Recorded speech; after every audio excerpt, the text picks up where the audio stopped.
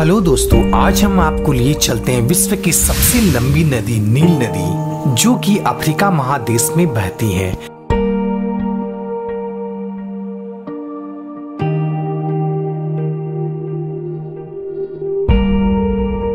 दोस्तों, यह नदी इतना लंबा है, इसका अंदाजा आप इससे लगा सकते हैं कि यह कुल 11 देशों से होकर गुजरती है।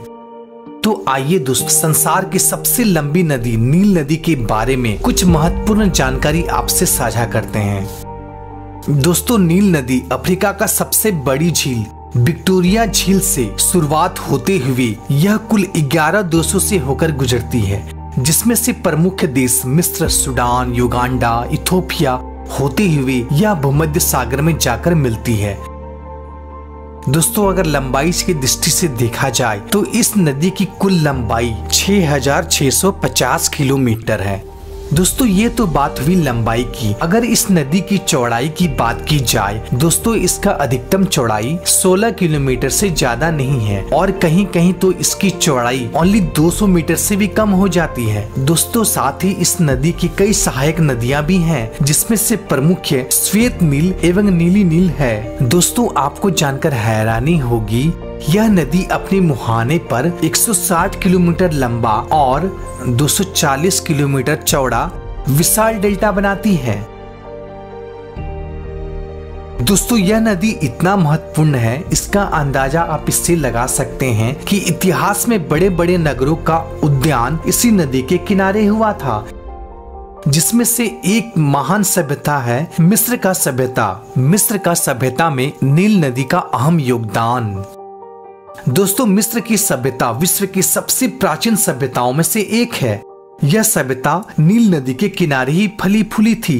दोस्तों, इस नदी ने प्राचीन मिस्र सभ्यता को काफी प्रभावित किया है। प्राचीन मिस्र वासी पूर्ण रूप से इस नदी पे ही आश्रित थे।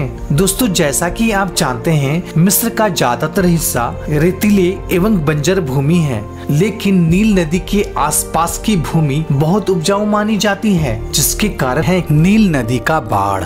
दोस्तों, हर साल अगस्त के महीने में नील नदी में भीषण बाढ़ आती है, जिसके कारण नदी का जल स्तर काफी बढ़ जाती है। शुरुआती में तो यह बाढ़ यहाँ के लोगों के लिए नुकसानदायक होता है, लेकिन बाढ़ का पानी घटते ही यह बाढ़ वरदान साबित होता है, क्योंकि बाढ़ का पानी घटते ही पूरी मैदान में उपजाऊ काली मिट्टी की परत बैठ जाती है, जिसके बाद फसलों का पैदावार काफी बढ़ जाता है, जिसमें मुख्य फसल गेहूं, पश्तन, कागज के पौधे और भी बहुत सारे मुख्य फसलें यहाँ उत्पादन किया जाता है, जिसके कारण मिस्र वासी नील नदी के इस बाढ़ को नील का तोहफा भी कहा जाता है। दोस्तों, मिस्र वासी का उत्थान में नील नदी का बहुत बड़ा भूमिका था, जिसमें से मुख्य रूप से यातायात, भोजन, घर बनाने के लिए उचित सामग्री एवं मुख्य रूप से कृषि पर पूर्ण रूप से इसी नदी पर ही आश्रित थे। दोस्तों, वर्तमान समय में नील नदी के बाढ़ से बचने के लिए आसमान डैम का निर्माण किया गया है, जिसे 1970 के दशक में बनाया गया था।